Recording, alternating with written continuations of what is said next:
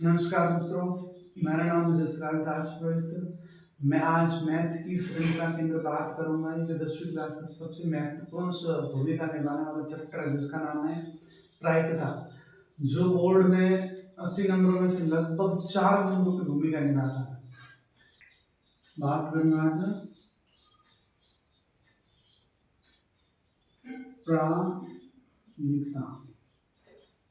तो बोर्ड के अंदर टोटल 80 नंबर का पेपर है, जिसमें से प्रायिकता कितने नंबर की भूमिका निभाता है? 4 नंबर। 80 में से कितने नंबर है? 4 नंबर प्रायिकता है। जिसकी टोटल प्रश्नों की संख्या की बात करें तो कितने प्रश्न पूछ सकते हैं आपसे? 3 है। जिसमें पहला प्रश्न कितने नंबर का होगा? 1 नंबर का। और दूसरा भी प्रश्न कितने नंबर का है? 1 नंबर का है।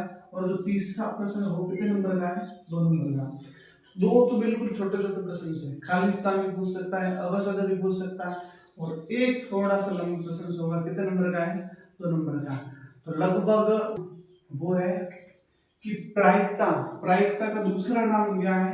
प्रायिकता का दूसरा नाम है, प्रायिकता को हिंदी में क्या कहते हैं? संभावना।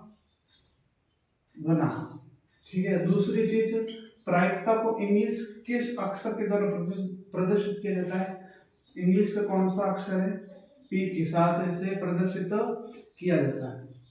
दो चीजें आ चुकी है। प्रायिकता का दूसरा नाम संभावना और प्रायिकता को इंग्लिश के किस अक्षर से प्रदर्शित किया जाता है? तो बोलते होती है इंग्लिश का अक्षर पी। ठीक। अब जो तीसरी चीज है, तो प्रायिकता है ना, प्रायिकता प्रायिकता का मान हमेशा प्रायिकता का मान हमेशा बीच में कौन है? प्रायिकता। और एक साइड में आप लिखो 0 और एक साइड में कौन है? 1। प्रायिकता का मान हमेशा ध्यान रखना 0 के बराबर, 0 के बराबर या 0 से क्या होगा? बड़ा। और 1 के बराबर, 1 के बराबर या 1 से हमेशा क्या होगा? छोटा। तो पहली चीज, प्रायिकता का दूसरा नाम संभावना है।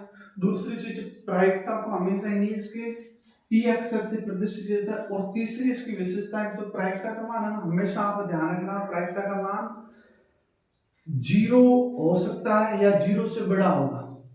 ठीक है। और दूसरी चीज, हमेशा 1 भी हो सकता है या 1 से छोटा होगा। तो प्रायिकता का मान दो संख्याओं के बीच में हो सकता है, 0 और 1 के बीच, 0 या 0 से बड़ा, 1 या 1 से छोटा। ये विशेषता आप ध्यान रखना। प्रायिकता का मान 0 या 0 से बड़ा, 1 या 1 से छोटा। दूसरी चीज प्रायिकता है ना, प्रायिकता। तो प्रायिकता की बात करें तो प्रायिकता में प्रमुख रूप से कितने परिणाम हो सकते हैं? तो 2। तो प्रायिकता का सूत्र क्या है? तो प्रायिकता का सूत्र है, तो भाग में कौन आएगा? तो भाग में हमेशा कौन आएगा? कुल कुल परिणाम। और ऊपर अंश में कौन आएगा?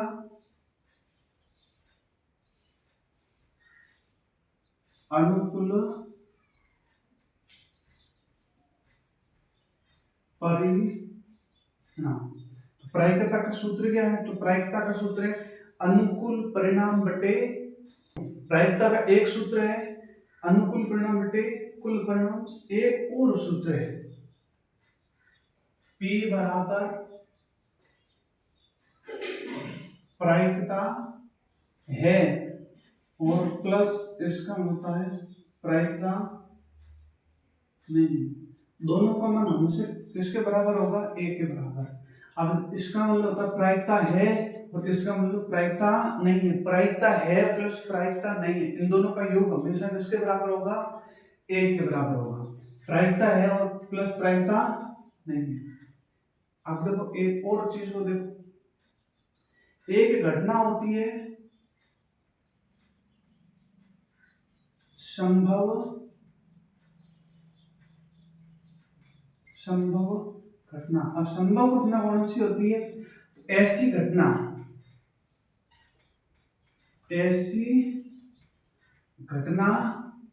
जिसका घटित होना निश्चित हो, जिसका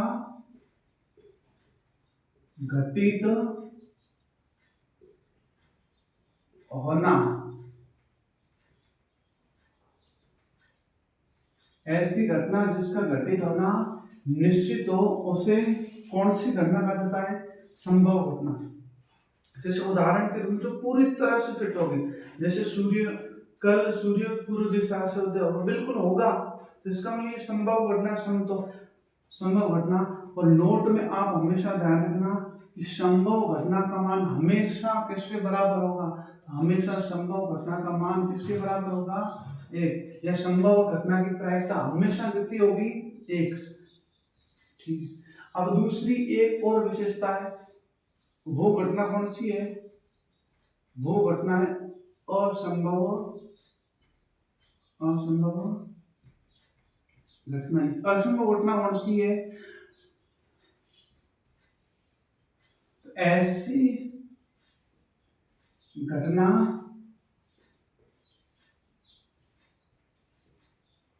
जिसका घटित होना निश्चित ना हो। ऐसी घटना जिसका घटित होना नहीं होता है, निश्चित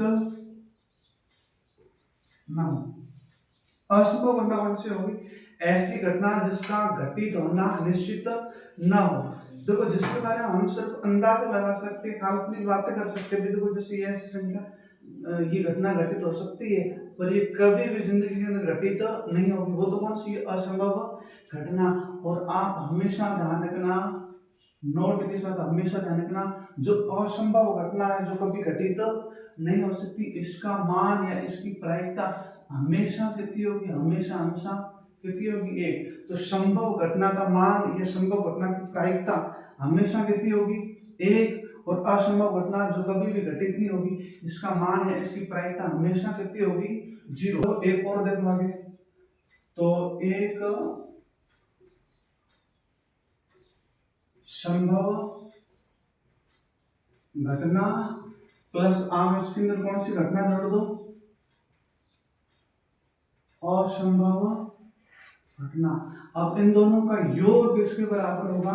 तो हमेशा योग किसके बराबर होगा? 1। जैसे संभव घटना का मान हमेशा कितना होगा? 1। और असंभव घटना का मान हमेशा कितना होगा? 0। 1 और 0 आप जोड़ो तो ये किसके बराबर है? 1 बराबर। कुछ सूत्रों को पढ़ना चाहते हैं, जैसे जैसे नोट में पहली चीज आप लोगों को ध्यान रखना,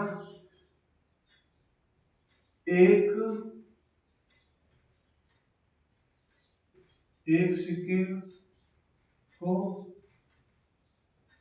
एक बार उछालने पर, एक सिक्कों को एक बार उछालने पर, तो हमेशा एक सिक्के को आप एक बार उछालोगे तो कुल परिणाम कितने आएंगे? तो कुल परिणाम कितने आ सकते हैं? 2। कौन कौन से हो सकते हैं? या तो एक सिक्के को आप एक बार उछालो, या तो हेड आएगा, या तो कौन आएगा? टेल। कुल परिणाम कितने? 2 है, हेड या टेल। आप लोगों को इसमें हेड कितनी बार आ रहा है? 2 में से हेड कितनी बार आ रहा है? 1 बार आ रहा है। और 2 में से टेल भी कितनी बार आ रहा है? 1 बार आ रहा है। अब दूसरी चीज ध्यान रखना आप, दूसरा नोट है कि एक सिक्के को एक सिक्के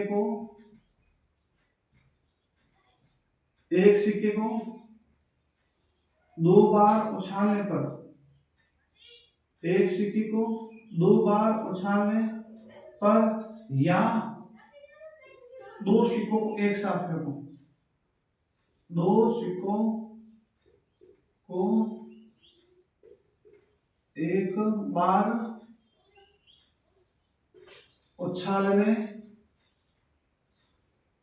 पर, या तो आप एक सिक्के को कितनी बार उछालो? 2 बार, या 2 सिक्कों को एक साथ उछालो, तो आपके पास कुल परिणाम कितने आएंगे? तो आपके पास कुल परिणाम कितने आएंगे?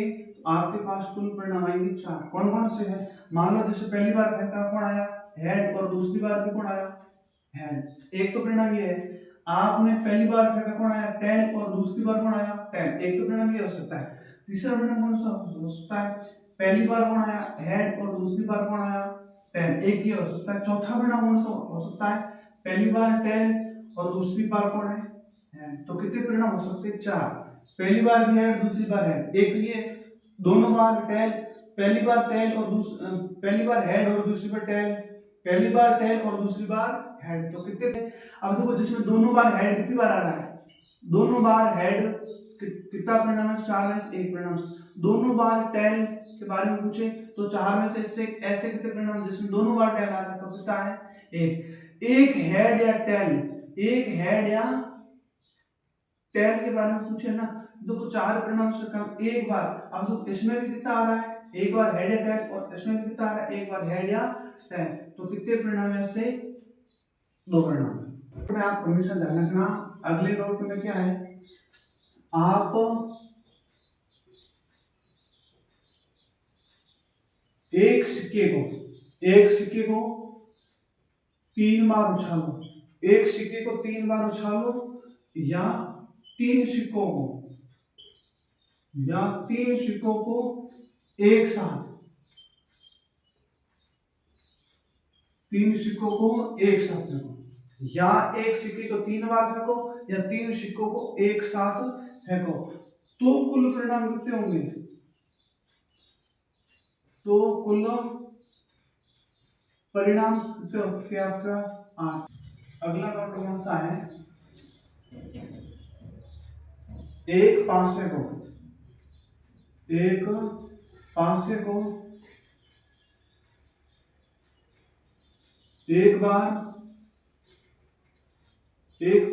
एक बार फेंक देगा। अब एक पांसे को आप एक बार फेंको, तो हमेशा ध्यान रखना, आप एक पांसे को एक बार फेंक रहे हो ना, कुल परिणाम कितने होंगे, तो कुल परिणाम कितने होंगे, 6। अब कौन कौन से हैं, अब देखो जैसे एक भी आ सकता है, दो भी आ सकता है, तीन भी आ सकता है, चार भी आ सकता है, पांच भी आ सकता है, और कितना है 6। एक बार से कितनी बार फेंका आपने, एक बार फेंका, तो कुल परिणाम कितने होंगे 6। 1 2 3 4 5 और 6। अब देखो इसमें आप ध्यान रखना कौन सी है, जिसमें सम संख्याएं कौन सी है, सम संख्याएं। तो देखो 6 परिणाम है, इसमें सम संख्याएं कितनी है, तो तीन परिणाम ऐसे जिसमें सम संख्या कौन कौन सी है, एक तो 2 है, एक तो कौन सी है 4, और एक कौन सी है। अब आपको पूछे इसमें विषम संख्या कितनी होगी, तो विषम संख्या कितनी है, विषम संख्या भी कितनी है, 3। कौन कौन सी है, 1 3 और 5। अब देखो नोट में आप ध्यान रखना, आपको पूछे इसके अंदर भाज्य संख्या कितनी है, भाज्य संख्याओं के बारे में आपको पूछे ना, तो 6 परिणाम में से भाज्य संख्या कितनी है, तो भाज्य संख्या कितनी है, दो परिणाम में से कौन कौन सी है, एक तो 4 और एक कौन सी है 6। और आपको पूछे अभाज्य संख्या कितनी है, अभाज्य संख्याएं कितनी है, तो अभाज्य संख्याएं कितनी है, अभाज्य संख्याएं आपकी,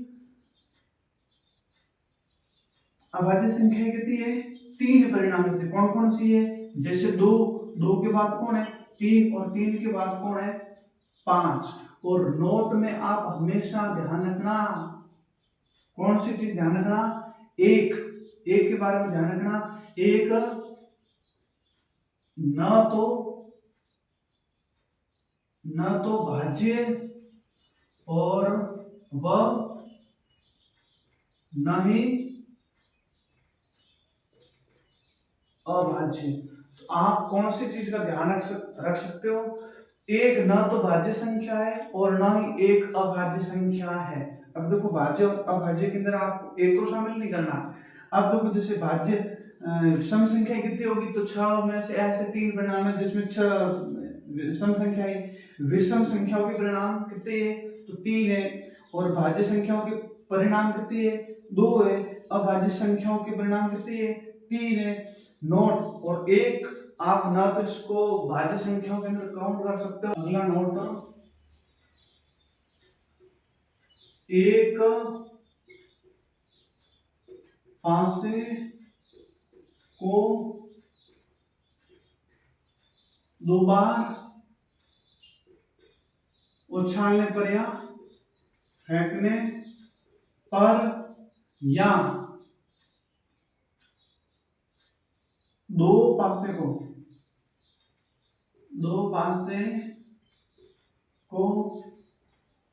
एक साथ फेंकने पर, या तो आप एक पासे को कितनी बार फेंको, 2 बार, या 2 पासों को एक साथ फेंको।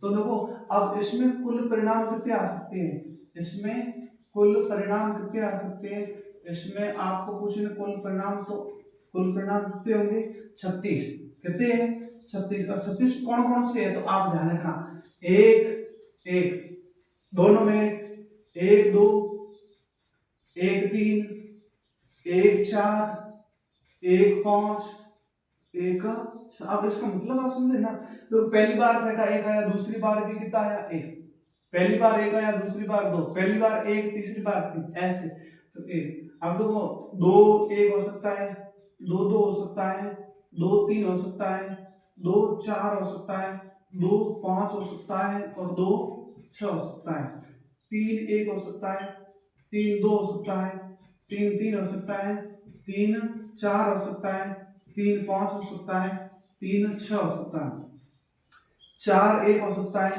4 2 हो सकता है, 4 3 हो सकता है, 4 4 हो सकता है, 4 5 हो सकता है, और 4 6 हो सकता है, 5 1 हो सकता है, 5 2 हो सकता है, 5 3 हो सकता है, 5 4 हो सकता है, 5 5 हो सकता है, और 5 6 हो सकता है, 6 1 हो सकता है, 6 2 हो सकता है, 6 3 हो सकता है, 6 4 हो सकता है, 6 5 हो सकता है, और 6 6 हो सकता है। देखो 1 2 3 4 5 और 6 कितनी लाइन है 6, और भाई देखो ऊपर से नीचे भी कितनी 6, और दाएं से बाएं भी कितनी है 6, तो कुल परिणाम आपको पूछे तो कितनी है 6। अब देखो नोट के आप हमेशा ध्यान रखना, आपको इसमें से कौन सी चीज पूछ सकता है, आपको हमेशा योग के बारे में पूछेगा। किसके बारे में पूछेगा, योग। जैसे मैं लिखता हूं आपको, देखो जैसे योग 1, योग 2, योग 3, योग 4, योग 5, योग 6, योग 7, योग 8, योग 9, योग 10, योग 11, और योग 12। अब देखो योग 1 के लिए ऐसे कितने परिणाम है, योग 1 हो सकता है, तो योग 1 होने के लिए कोई परिणाम नहीं है, जिसका मतलब योग 1 नहीं होगा। अब देखो कहां से स्टार्ट हो रहा है, आप इन दोनों को जोड़ो, 1 और 1 को जोड़ो तो कितना हो रहा है, तो इसका मतलब योग 2 के लिए कितने परिणाम है, 1 परिणाम। योग 3 के लिए कितने परिणाम है, इन दोनों को जोड़ो, तो योग 3 के लिए कितने परिणाम है, 2 परिणाम। योग 4 के कितने परिणाम है, तो 1 2 और 3, कितने परिणाम है 3। योग 5 के लिए, तो योग 5 के लिए 1 2 3 और कितना है 4, तो योग 5 के लिए कितने परिणाम है 4। योग 6 के लिए पूछे तो 1 2 3 4 और 5, कितने परिणाम है, योग 6 के लिए तो कितने परिणाम है 5 परिणाम। योग 7 के लिए, एक तो ये 1 2 1 3 1 4 1 5 और एक कितना है 6, तो योग 7 के लिए कितने परिणाम है 6 परिणाम है। योग 8 के लिए तो 1 2 3 4 और 5, योग 8 के लिए कितने परिणाम है 5 परिणाम। योग 9 के लिए तो 1 2 3 और 4, ठीक है। योग 10 के लिए कितने परिणाम है, तो 1 2 और 3, कितने परिणाम है 3। और योग 11 के लिए 1 और 2, योग 11 के लिए कितने परिणाम है 2। और योग 12 के लिए कितने परिणाम है, कितने परिणाम हो सकते हैं, 1 परिणाम है। और आप ध्यान रखना, तो योग कहां से 2 से कहां तक 12, मतलब इसका योग 2 से कम नहीं होगा, योग 12 से ज्यादा नहीं हो सकता। मान लो आपको पूछे योग 13, 36 में से ऐसे कितने परिणाम है जिसका योग 13 बन रहा है, 13 नहीं, ज्यादा से ज्यादा कहाँ तक है, 12 तक है, और 12 से ऊपर नहीं है, ना 13 है ना 14। भाई देखो आपको पूछे ना 13 कितनी बार आ रहा है, 14 कितनी बार आ रहा है, 15 कितनी बार, इससे ऊपर पूछे ना तो आप हमेशा ध्यान रखना उसका आंसर कितना देना, 0 देना। कारण ताश के कौन कौन से प्रश्न बन सकते हैं, तो पहले तो देखो ताश को आप कितने भागों में बांटो, 2 भागों में, कौन कौन से, कलर के आधार पर बांटो। आप देखो इसमें लाल रंग के, लाल रंग के कुल कितने पत्ते होंगे और काले रंग के कुल कितने पत्ते होंगे, काले रंग। अब देखो जैसे एक ताश है तो इसका मतलब उस ताश में कुल पत्ते कितने हैं, तो उस ताश में कुल कितने पत्ते हैं, तो 52 पत्ते हैं। कितने पत्ते हैं, 52 पत्ते, इसका मतलब कुल परिणाम कितना है, 52। अब इसमें लाल रंग के कितने हैं, तो 2 भागों में 26 लाल रंग के होंगे और 26 भी कौन से होंगे, काले रंग के। अब देखो प्रॉपर आपको कुछ लाल रंग के कितने हैं तो बता देना कितना है, 52 में से कितने परिणाम है ऐसे, 26, और काले रंग के भी 52 में से कितने हैं, 26। अब देखो इनका भी भाग करो आप, तो लाल रंग है ना, अब देखो इसमें ईंट के पत्ते होते हैं, कौन से, ईंट के पत्ते होते हैं, और एक होते हैं लाल पान, या कौन से होते हैं, पान के पत्ते, पान के पत्ते और ईंट के पत्ते। ईंट के पत्ते भी कितने हैं, 13, और पान के भी पत्ते कितने हैं, 13। उसी तरह से काला रंग है ना, इसमें भी कितने भाग कर, तो 2। अब देखो एक तो आपको स्क्रीन पर कौन से पत्ते दिखेंगे, चिड़ी के पत्ते, कौन से, एक तो चिड़ी के पत्ते, और एक तो है ना कौन से पत्ते होंगे, हुकुम के पत्ते, किसके, हुकुम के, हुकुम के पत्ते, चिड़ी के पत्ते। तो चिड़ी के पत्ते भी कितने हैं, 13, और हुकुम के भी पत्ते कितने हैं, 13। बट एक ताश है जिसके टोटल पत्ते कितने हैं, तो हमेशा ध्यान रखना टोटल पत्ते हैं 52, जिसमें लाल रंग के भी 26 है और काले रंग के 26। अब देखो लाल रंग है, अब देखो उसके भी 2 भाग है, कौन कौन से, ईंट के 13 पत्ते और 13 पत्ते लाल पान के पत्ते। उसी तरह से काले रंग के पत्ते उसमें भी कितने भाग के, 2, कौन कौन से है, तो चिड़ी के पत्ते 13 और हुकुम के पत्ते 13। अब देखो नोट में आपको एक और चीज ध्यान रखनी है, ठीक है, कौन सी है, अब आपको देखो पूछे ना, तो प्रत्येक पत्ता, प्रत्येक पत्ता, जैसे इक्का, बिक्की, तिक्की, चौकी, पांची, छक्की, साती, आठी, जो प्रत्येक पत्ता कितनी बार आ रहा है, 4 बार आ रहा है। इक्का भी कितना होगा, 4, बिक्की भी कितनी होगी, 4, जैसे गुलाम भी कितने होंगे, 4, दसी भी कितनी है, 4, बेगम भी कितनी है, 4। तो प्रत्येक पत्ता कितना है, 4। और दूसरी चीज, ऐसे पत्ते फैस कार्ड,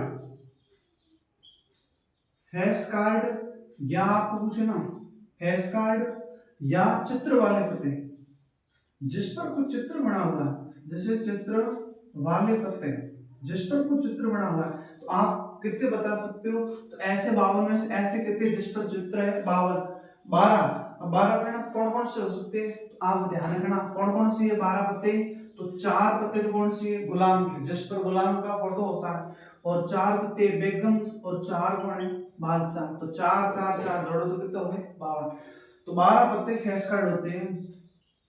अंक वाले पत्ते, जिस पर कोई न कोई अंक जरूर होता है, अंक वाले पत्ते जिस पर कोई न कोई अक्षर जरूर होता है, तो ऐसे कितने पत्ते हैं, तो अंक वाले पत्ते आपको पूछे ना तो कितने हैं, 36। कौन कौन से है, जैसे इक्का, इक्का पर न तो अंक होता है ना तो चित्र होता है, इक्का को छोड़ो, जैसे बिक्की है, तिक्की है, चौकी, पांची, छक्की, साती, आठी, नम्मी, दसी, दसी का मतलब दहला। तो ऐसे कितने पत्ते हैं जिस पर अंक होता है, गणित के अंक होते हैं, तो कितने, 36। कौन कौन से, देखो स्टार्ट कहाँ से करो, बिक्की, उसके बाद 4 पत्ते तिक्की के, 4 पत्ते चौकी, 4 पत्ते पांची, 4 पत्ते छक्की, 4 पत्ते साती, 4 पत्ते आठी, 4 पत्ते नम्मी, और 4 पत्ते कौन सी है, दह, दहलायन दसी। 1 2 3 4 5 6 7 8 9, 9 गुणा 9 पत्ते टोटल, और प्रत्येक पत्ते 4, 9 गुणा 4 गुणा तो कितना है, 36। एक और चीज नोट, ऐसे पत्ते जिस पर न तो किसी प्रकार का कोई अंक है, न किसी प्रकार का कोई फोटो है, न तो किसी गणित का किसी प्रकार का अंक है और न ही किसी प्रकार का कोई फोटो है, तो कितने पत्ते, चार पत्ते, तो चार पत्ते कौन कौन से है, तो चार पत्ता पत्ता होगा इक्का में, कौन से इक्का के। ना तो इस पर किसी प्रकार का फोटो होता है और ना ही इस पर किसी भी प्रकार का कोई